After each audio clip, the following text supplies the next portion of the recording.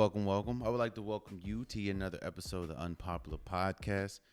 This your boy Jalen, and let's just talk about what's really most important before we really dive into some sports topics. So I think it was Monday, I believe, I think it was Monday.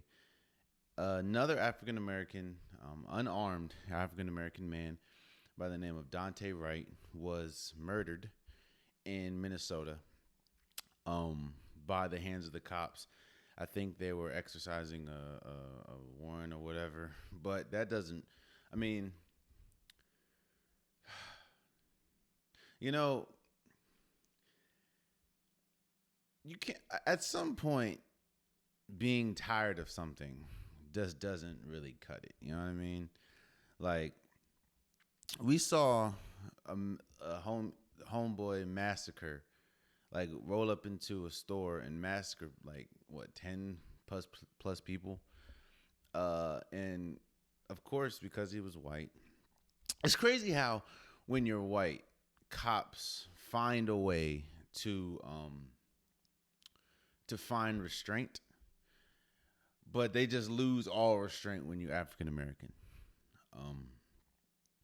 And I know a lot of people are gonna say it was an accidental discharge. The lady's gun, that the officer's gun, she was a lady, that killed Daunte Wright. She said it was an accidental discharge. She accidentally thought it was a taser or a stun gun instead of a gun. Look here, I'm not a cop. I'm not anywhere close to being a cop. I don't want to be a cop. But I do know the difference between a stun gun / taser and a real gun. And it's not the fact that I know it, right? It's the fact that the people that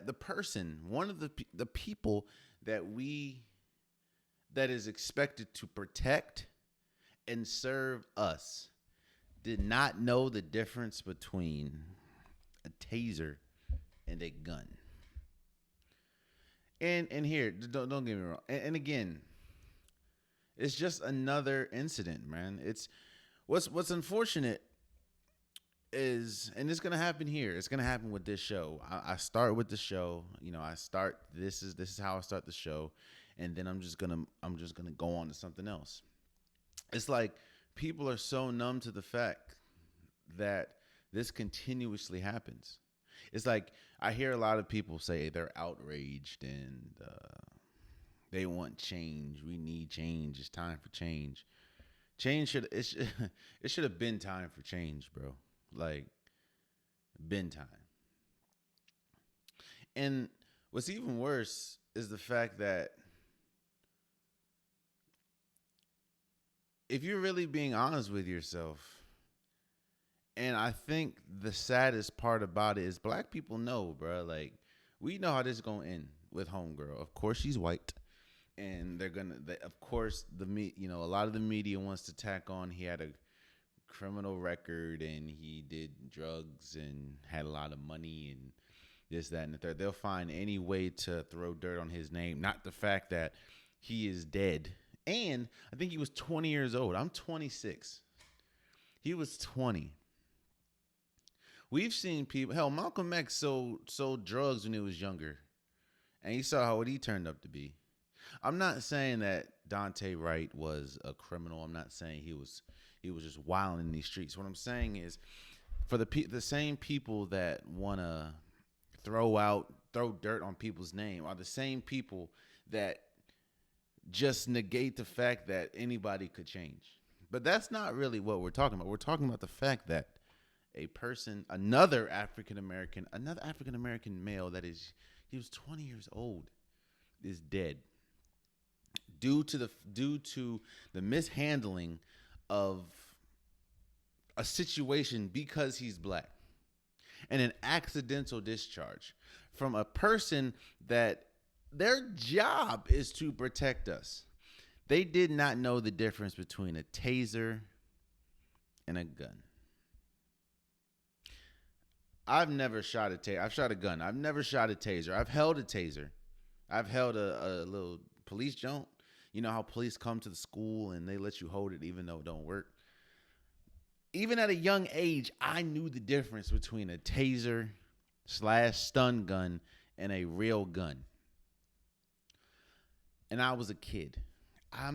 It's not my job to protect people. But again, unfortunately, this is yet another string. This is yet another incident in the ever-evolving web that is police brutality and police mishandlings of African American people. Let's say he was let's just say he was a thug, which they love to use that word. Let's just say he was a criminal. Let's just say his warrants were heinous, even though his warrants were Let's just say his warrants were heinous. It goes back to the point. We just saw somebody roll up in a store and mow down 10 plus people. We also saw the same man walk out. Yes, he got shot in the leg, but we saw that same man walk out. I seen it. I seen it on CNN. I seen him in handcuffs walking with police after killing 10 plus people. Yet and still, and the dude, he murked them, had a gun and everything, murdered these people. There's 10 plus families that are affected for the rest of their lives. Police found restraint. Yet, however, I guess on the other hand, an African-American kid, he was 20 years old. He wasn't even allowed to drink yet. Somehow, they couldn't find no type of restraint. And he's dead. He's dead. And shouts out to the Minnesota sports. I know the Timberwolves. They postponed their game. They were supposed to play same as the Minnesota the hockey team and the baseball team. Shouts out to them. It's crazy how people say athletes and sports people should stick to sports. Yet and still, they look to sports to do the right thing in situations like this. So what is it? Again, man, I pray for the family of Daunte Wright. I pray for everyone that's affected. Unfortunately, there's another African American that is not able to make it home.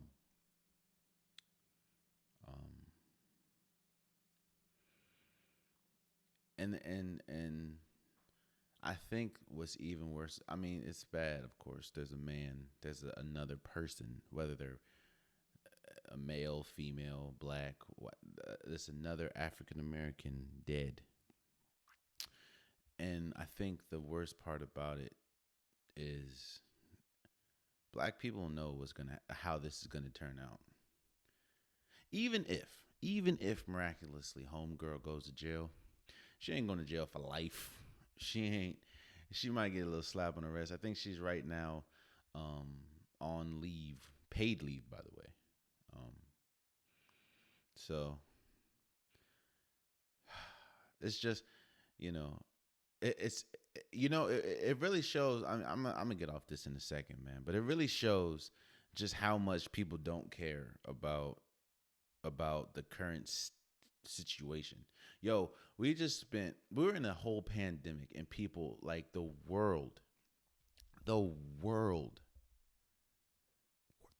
entire world protested against police brutality and the unfair treatment of African Americans. The whole world. And yet and still today, we're on a pace to break nothing's changed. And what's even worse is the excuses they come. I'm not gonna. The excuses they come up with is starting to get. It's starting to get wicked, man. Like the George Floyd, I didn't know my knee was in his neck, and I didn't know he couldn't breathe, even though he was saying on tape I couldn't breathe. I thought it was a stun gun. I didn't know that it was an actual gun. I seen the world protest against the treatment that African Americans receive from the police. And the world's seen it because the world protested. And I guess it's still, I guess it didn't do much. It was, as unfortunate as it was, it's just another moment in time. Because Daunte Wright is not here anymore. Because the mishandlings of a situation by the people that we are supposed to trust to protect us. That's their job. That's their job. So again, I pray for the family of Daunte Wright. I pray that they're able to seek God in this moment, and God's able to get them through a really tough time, really tough situation. So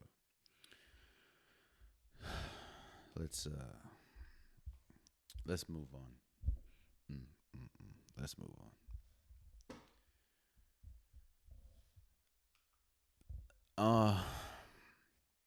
So it's funny. We were just talking about police brutality and talking about the treatment that some people get from cops and some people don't. And the Asian hate, there's the movement Stop Asian Hate has been floating around ever since the coronavirus, honestly. But homie rode up in Atlanta, rode up into some salons and just started shooting. Who, by the way, I think is still alive too, but it is what it is. Why am I saying all this? I think it was really good, and shouts out to Hideki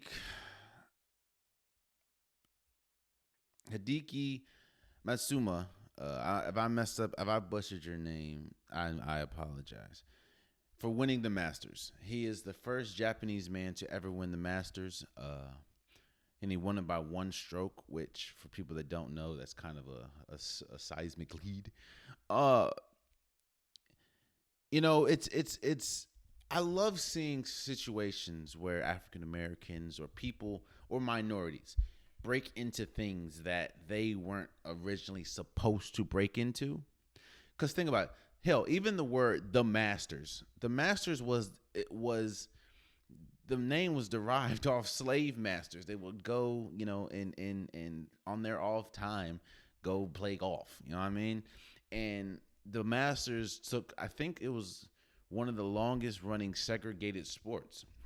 And even to this day, even with how dominant Tiger Woods was, they still looked at him sideways. And you see how they turned on him quick when the whole first situation happened.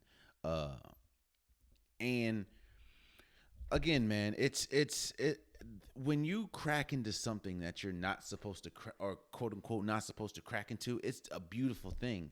So, shouts out, man.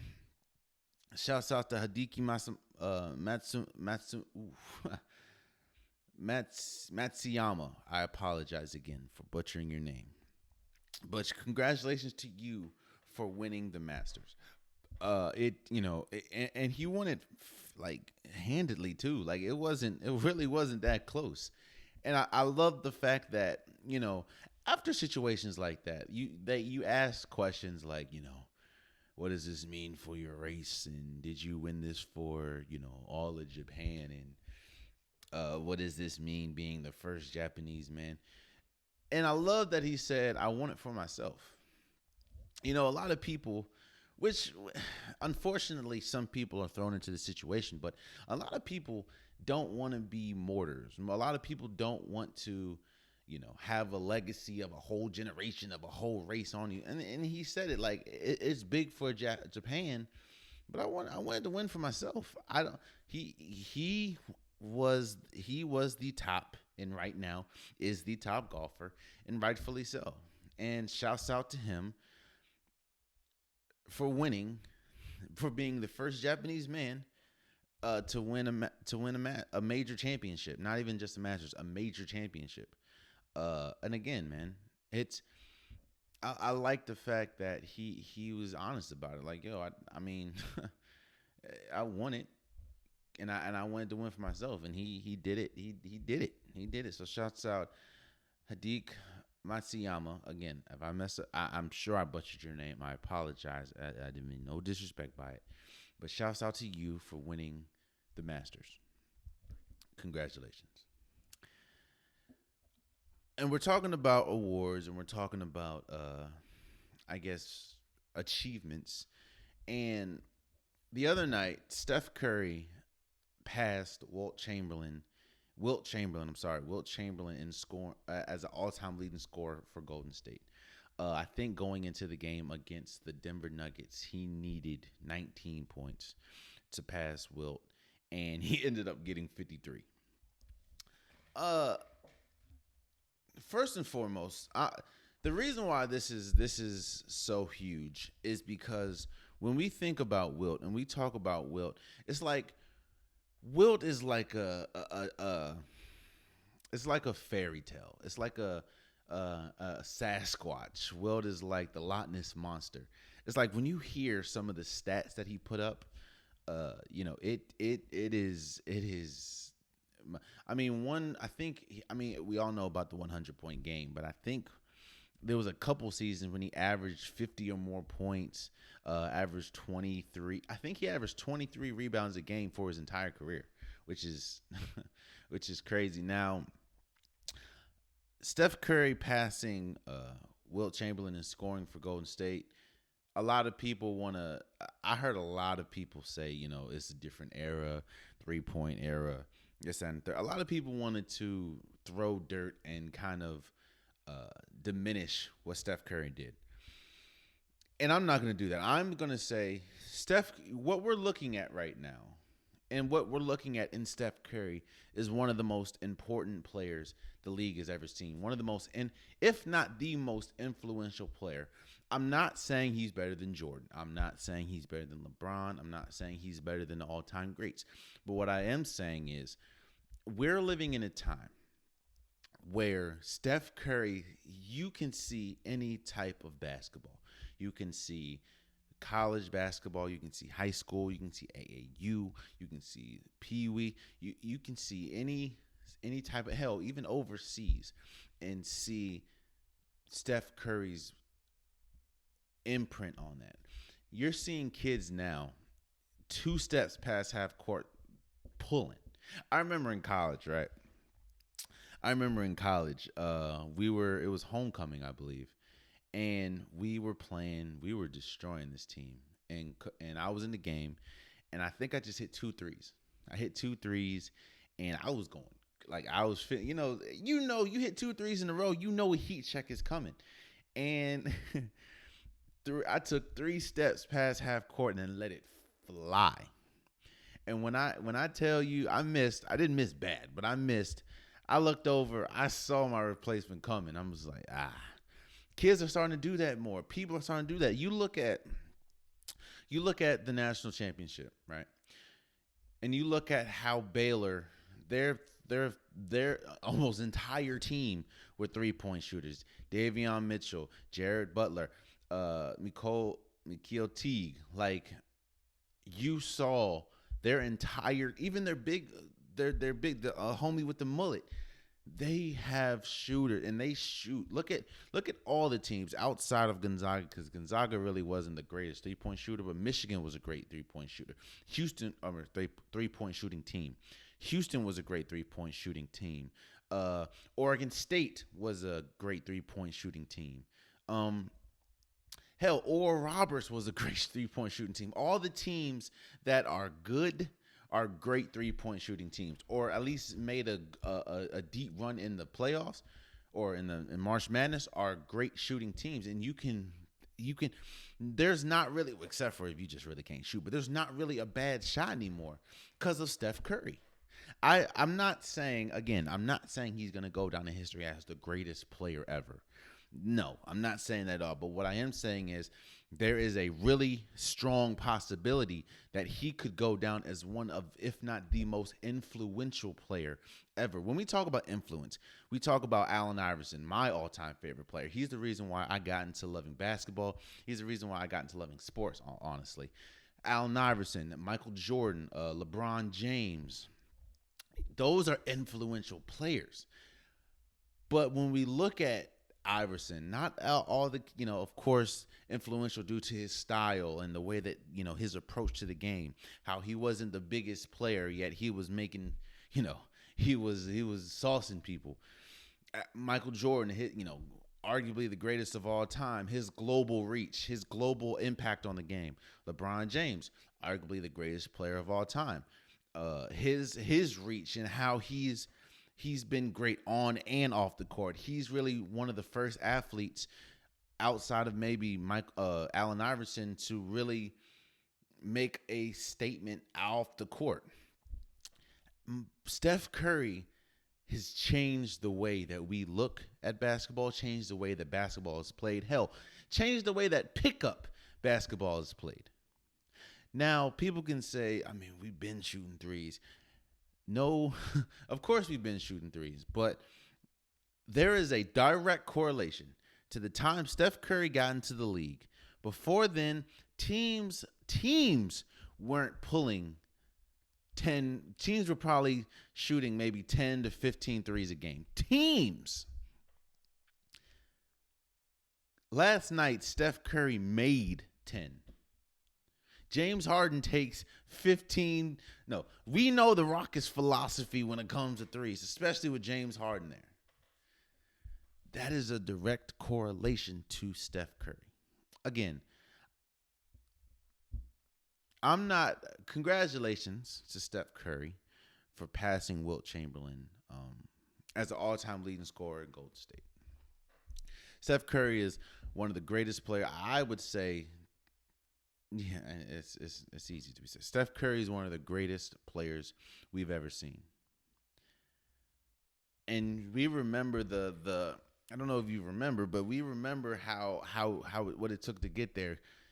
Not getting recruited by all the big schools, went to Davidson, getting drafted behind 2 point guards in Ricky Rubio and what's homie's name? Johnny Flynn. We remember all the ankle injuries that he dealt with, ankle surgeries, and then, of course, to get to where he is now. It's not even a question. Of course, there's people that are, Kyrie fans. There's people that are Damian Lillard fans. There's people that, of course, Chris Paul fans.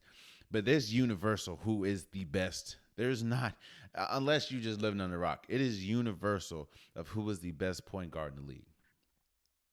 And honestly, to me, he's crept into that most disrespected player. Again, I understand there's a lot of people in that list, but most disrespected player. Steph Curry is second in the league, I believe, in scoring. When he's not on the floor for Golden State has one of the worst offenses in league history. When he is on the floor, I think they're 13th in the league this year in scoring.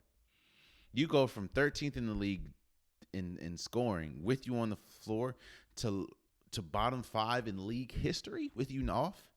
And that player, I'm not saying that he is going to win or should win the MVP, but that player is barely talked about in MVP discussions. When we talk about, I heard Skip Bayless say yesterday, when we talk about Steph Curry's greatness, Skip Bayless had the nerve to say Steph Curry is a regular season player. A 3-time champion is a regular season player. And, of course, he attributes Curry not winning a championship. Not winning a Finals MVP. The collapse, the 3-1 collapse, even though there was a lot more that went into it than just Curry. Curry didn't play well. I'm not going to hold you, but there was a lot more into it. Again,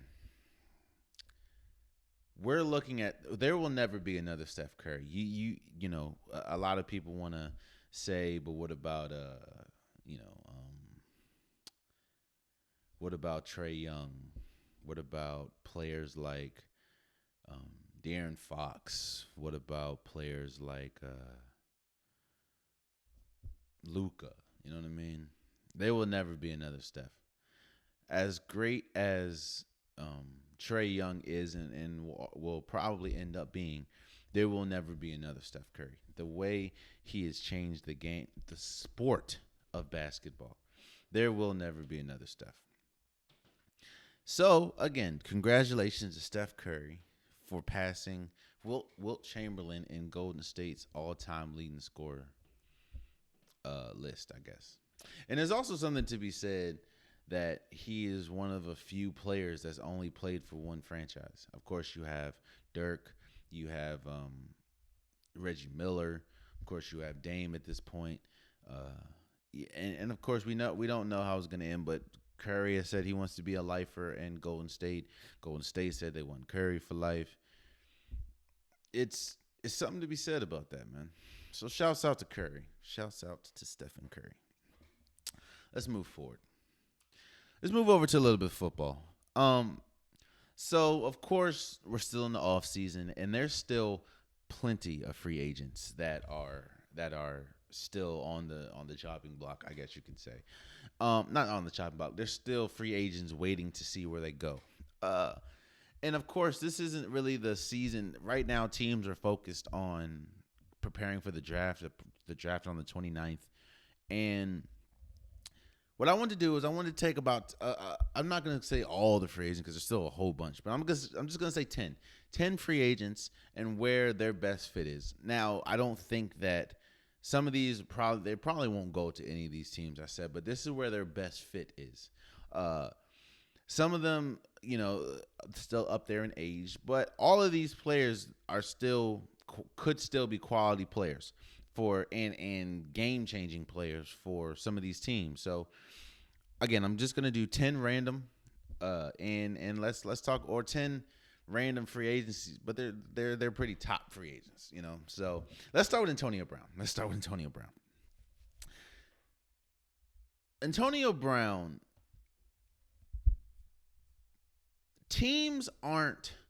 Antonio Brown has not fallen off as terms of talent. The problem with Antonio Brown is, of course, all the off-the-field antics, you don't know if you can trust him. Antonio Brown still has a talent to be a number one wide receiver. He hasn't fallen off a cliff. It's just teams saw how it ended in Pittsburgh. Teams saw how it ended in Oakland. Teams saw how it's not even Oakland anymore, is it? It's the Vegas teams saw how it ended in New England, and teams don't know if they want to take a flyer on someone like Antonio Brown. Again, his talent-wise is up there, and this is what I said. When you look at sometimes teams, most of the times, teams can overlook your off-the-field issues if you're still talented. The thing about Antonio Brown is they keep doing that, and it keeps happening. Now, the thing that's helping him is last year, of course, joining Tampa Bay. Of course, you had Tom Brady was a big proponent in wanting him to come. He had a Super Bowl or he had a touchdown in the Super Bowl. That was a Super Bowl champion, and of course, people are saying that he could have changed his ways, or is just because he was alongside Tom Brady. But he's still a free agent, and while his likely destination is probably Tampa Bay, even though I don't think Tampa Bay really needs him. I think that teams, you've seen a lot of teams interested in him, but you haven't seen anyone pull the trigger because they don't know, you don't know what you're getting. Are you getting the Antonio Brown that we had last year? The one that I guess quote unquote played nice. I hate saying that against a grown ass man, but was able to be a team player and help. You didn't hear anything, any outbursts or anything, and of course, they won the Super Bowl. Or are you going to get the Antonio Brown from the Raiders or from the Patriots or not even Patriots, from the Steelers? So, where do I think he should go? Antonio Brown is he still has the talent to be a number one wide receiver. I think, again, coming back last year after a long hiatus, the NFL exempt list, or the commissioner exempt list, I think he needs to go to a place where he, one, is able to behave, I guess. Damn, I really do hate saying that. But a place that needs a wide receiver. A place that needs a number one wide receiver. And I think Antonio Brown's best fit is the Baltimore Ravens. I think the Baltimore Ravens need him as much as he needs the Baltimore Ravens. I think that if it doesn't work out in Tampa, of course he has a relationship with Hollywood Brown. I think that's his cousin or nephew or something like that. And of course he worked out with what's his name, Lamar Jackson last offseason. And I think we've been talking about for time and time again that one of the things holding Lamar Jackson and the Baltimore Ravens back is the lack of a developing pass game. And you can't develop a pass game when you don't have a number one receiver. And I think Antonio Brown will definitely solve those problems. I think Lamar Jackson does need to do some work himself, of course, but I think that Antonio Brown would be a perfect fit for Baltimore. I think he's needed in Baltimore. And I think he's a free agent right now. He wants money. Baltimore has it. And he wants, I think, some security. And I think Baltimore can give it to him. And it gives Lamar Jackson that weapon that he's so desperately, because Hollywood Brown is not a number one. Boykins is not a number one. Willie Snead is not a number one. Antonio Brown would do wonders in my opinion for Baltimore. Let's go to Jadeveon Clowney. This one's kind of easy. I think today he was supposed to meet with the Browns on Monday, but due to, I guess, weather or whatever, he's going to meet today. I think he's going to end up with the Browns. I don't think he's really needed with the Browns, but, let's have a serious conversation about Jadeveon Clowney. Jadeveon Clowney is a former number one pick. In the last, really, the best season he's ever had in the NFL, J.J. Watt was hurt. We haven't really seen a good Jadeveon Clowney in a while. Hell, it was forgotten on me that he was with Tennessee last year. And Tennessee's defense was god awful last year. So I think if you're getting the number one overall pick, Jadeveon Clowney, the 1 year he was really good for the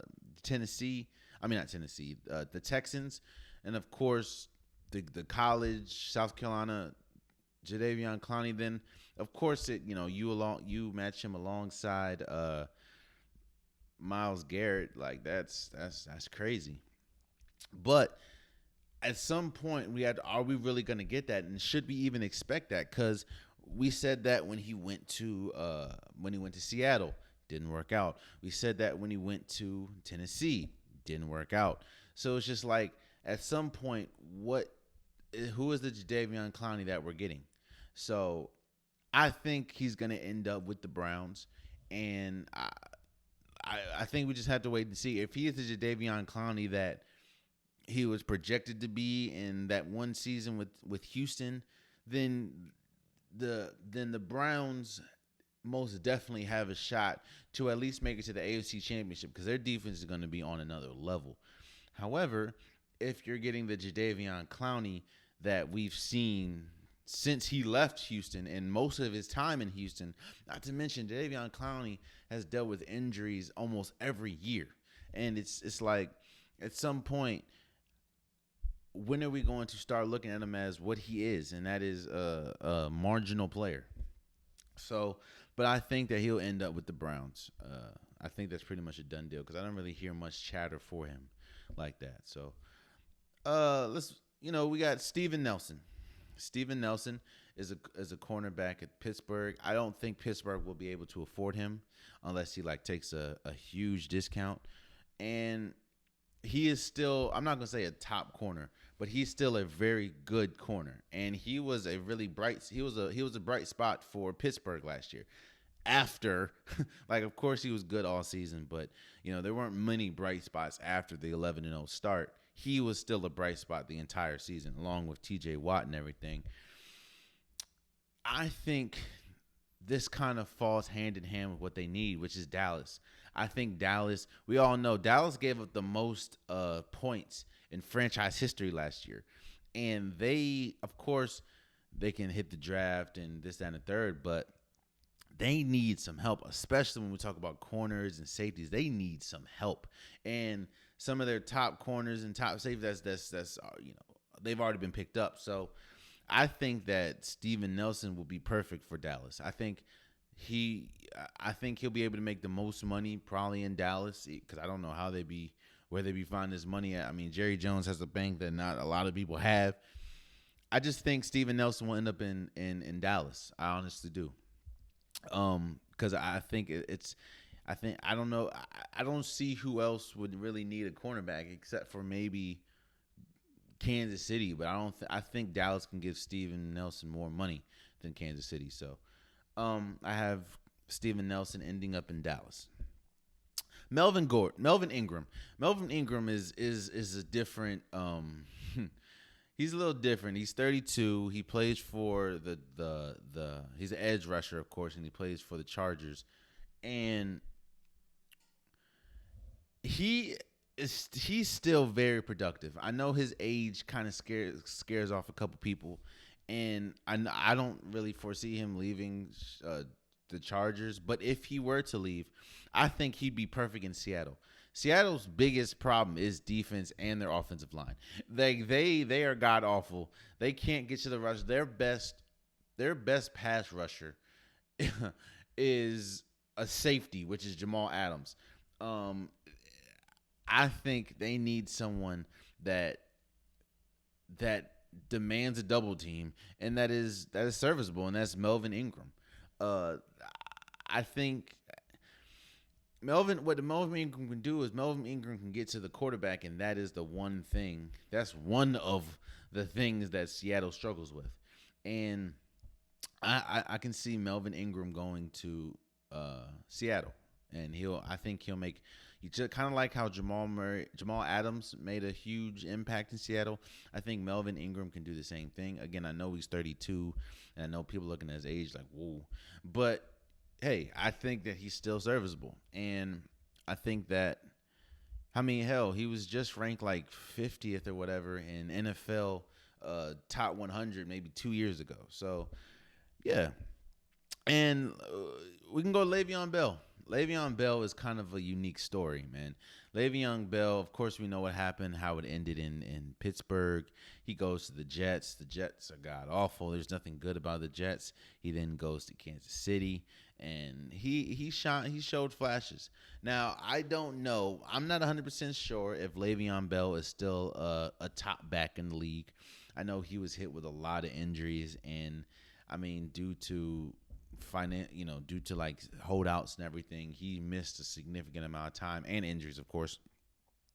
But I think that he will be great in Buffalo. Buffalo does not have a running game. Their best running back is Josh Allen, and he's the quarterback. I mean, Devin Singletary is cool, but I think even if he's diminished, Le'Veon Bell would be better than Devin Singletary. So I think Le'Veon Bell would be perfect for Buffalo. Um, Not to mention Buffalo has a really good offensive line. So, and we know the patient running game that Le'Veon Bell presents, and I think it will give the Buffalo Bills another layer that they don't have, because nobody's fearing Devin Singletary or Matt Breida coming in the backfield. Like nobody's scared of that. So, but I think Le'Veon Bell will definitely open up a lot for not only Diggs but the tight ends, and of course it'll help Josh Allen a lot more. So I have Le'Veon Bell going to the Buffalo Bills. You got Casey Hayward, cornerback. Here's the thing about Casey Hayward, man. Casey Hayward's 31, and I don't think the Chargers are in a tough place, man. They have a lot of people that they need to pay, but I don't know they have a lot of money to pay. So I can see Casey Hayward going to Atlanta. Atlanta was god awful. Atlanta was one of the worst defenses last year, and especially when we talk about cornerbacks and safeties. They were given hell. You remember the Dak Prescott game where they were down and he had like 500 yards. They are god awful at the cornerback position. I think Casey Hayward is still a top cornerback in the league, and I think that he will do wonders for Atlanta. And I don't know the money situation. I know that Matt Ryan's contract really throws a dent in a lot of things, but I do think that Casey Hayward and Atlanta would be perfect for each other, because he will definitely be a huge proponent. He will have a huge role in Atlanta. So Russell Okung. Russell, see, here's the thing about Russell, man. Russell Okung he's up there in age. He's 32. He was in Carolina. He's dealt with some injuries, but he's still a very serviceable player. And, I think him being a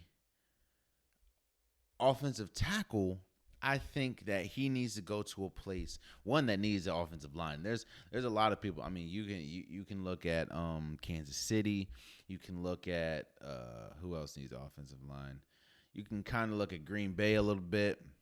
But I think Russell Okung will be perfect for Philly. Not only will he be great for Jalen Hurts and as far as mentorship and everything, but Philly, you want to protect your guy. And Philly was one of the most sacked places was one of the most sacked offenses in the league. Like, they were giving up sacks left and right. And I think Russell Okung will be great to play with, and protect Jalen Hurts. So that's where I have him going.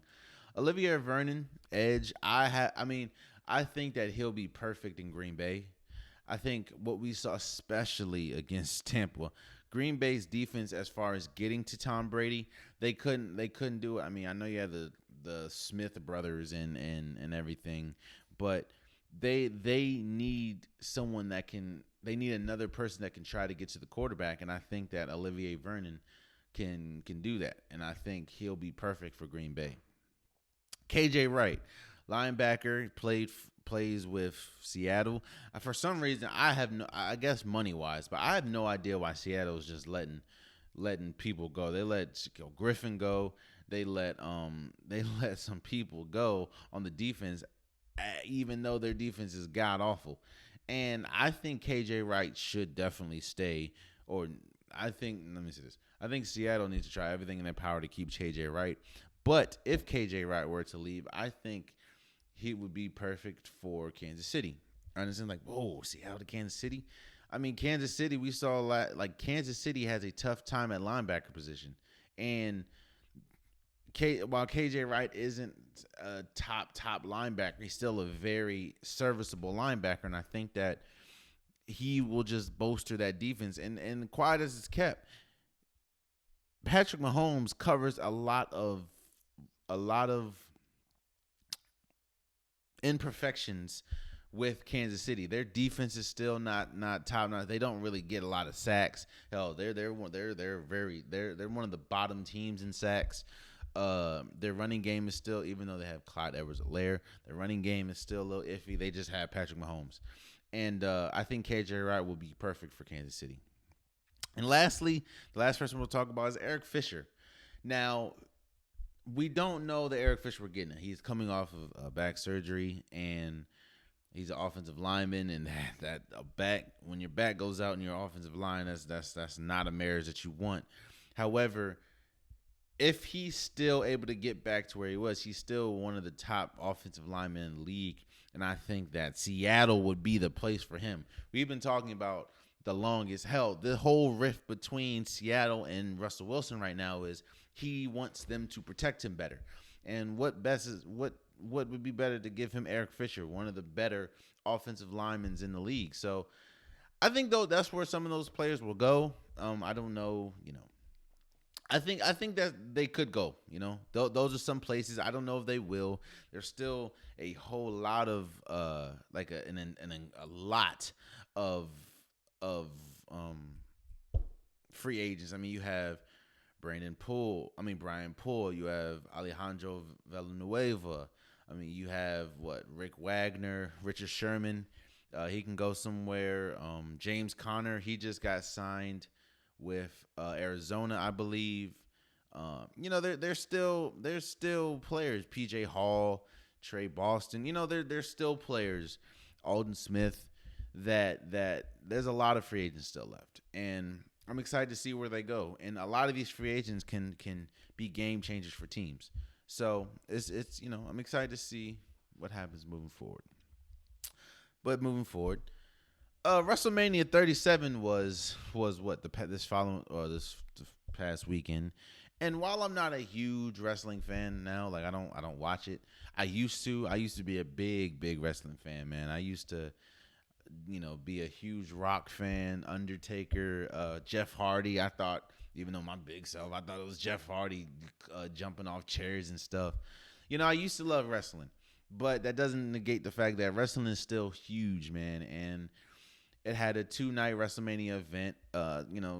Randy Orton beat The Fiend. I don't know how some of these people are, but I'm just, Randy Orton beat The Fiend. Roman Reigns beat Edge and Daniel Bryan. Shouts out to Becca Belair for beating Sasha Banks. That's the first time in WWE history that 2 African Americans were headlining WrestleMania. They broke it up into 2 nights, which I thought was really good and really cool. And it's, of course, they can say they're social distancing, but it's kind of hard when you have thousands upon thousands of people in a stadium. I think they're in Tampa, in a stadium. I don't know how the hell you social distance, but hey, it is what it is. But shouts out to WrestleMania for putting on a one thing that WWE does and Vince McMahon do is they put on a show. That's one reason why there was such a draw for the XFL when it came back. He puts on the show, and the XFL looked great. It's WrestleMania. There's WrestleMania, and wrestling still has diehard fans. And one thing that they can do a lot wrong. They can do a lot wrong as far as promotion, especially promoting different fighters and promoting different wrestlers, and of course you still have AEW and whatever. But one thing that the WWE does is they'll put on a damn show, whether it's WrestleMania, whether it's SummerSlam, whether it's Survivor Series, whether it's Royal Rumble. They will put on a show. So shouts out to WrestleMania 37 for being a huge success. And when I say, I don't know, but I think that when we talk about what SmackDown and Raw, they haven't really had fans like that. So the fact that you're introducing more fans back, and then of course the biggest spectacle in the sport, which is WrestleMania, They did what they want. They did what they set out to do, and they put on a damn good show, a 2-day show at that. So, shouts out to for WrestleMania 37 for being a hit. Moving forward. So, Julian Edelman retires. He failed a physical, another one, and Julian Edelman has been beat up, man. He's been beat up his entire career. Like he's gone through it, whether it's concussions or leg injuries or back injuries. He's an Iron Man. He's been hurt. But the question has arisen now that he's not playing: is he a Hall of Famer? I'll say this. While I don't think he is a Hall of Famer, I do think that he has had an unbelievable career. Being a 7th round pick, undersized wide receiver, not the fastest wide receiver. And of course we know about how many hits he's taken. And I think that he has had an unbelievable career. I mean, if you just cut the regular season out, and you just look at his look at his playoff record. Oh yes, or stats. Oh yes, most definitely a Hall of Famer. But you can't do that.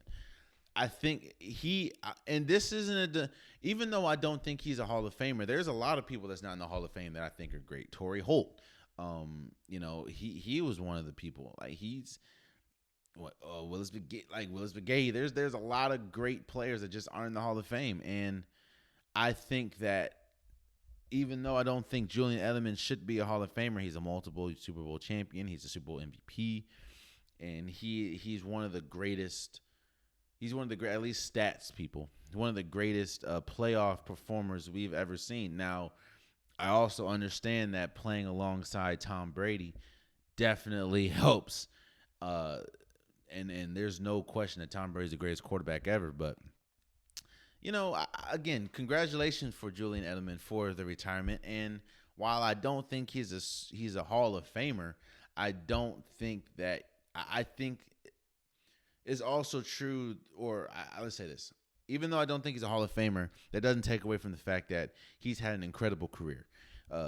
And he's had a great career. He's had – when you look at some players, like there's some players that would trade their unbelievable stats and this, that, and the third for a Julian Edelman career, seeing as though he's a multiple Super Bowl champion, Hall of MVP of the Super Bowl.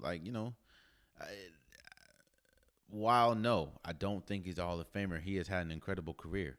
And shouts out to Julian Edelman for, his retirement in a unbelievable career.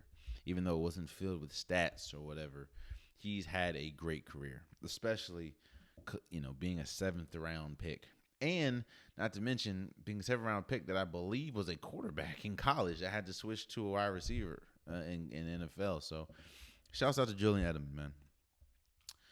Moving forward, I just want to say shouts out to Alex Rodriguez and Mark Love, two people with extreme amount of money for purchasing the Timberwolves. I do think it's kind of crazy that they didn't allow like a former player like, I don't know, Kevin Garnett to purchase it, even though he tried. And, I do like that a minority that is Alex Rodriguez is owning the team, or is a partial owner of the team. I know he tried to buy the Mets, I believe, and that just didn't work out. So the fact that he was able to buy the Timberwolves was pretty cool. Shouts out to him. Shouts out to Mark Love. Again, I do think it sucks that you have athletes or players that formerly played for the team that you wouldn't let purchase it, and even though which is crazy because they told Kevin Garnett it's not for sale anymore, and then boom, Alex Rodriguez bought it. So it is what it is. And lastly, before we go, I just want to send my prayers and condolences to Jamal Murray. While we talk about the greatness of Steph Curry, and of course he passed Wilt Chamberlain in scoring for Golden State, in that same game towards the end, the last minute, Jamal Murray goes down. It was a knee, and it didn't look good at all. And of course, as a sports fan and someone that's played basketball, you hope for the best. You hope for the best that it wasn't as bad.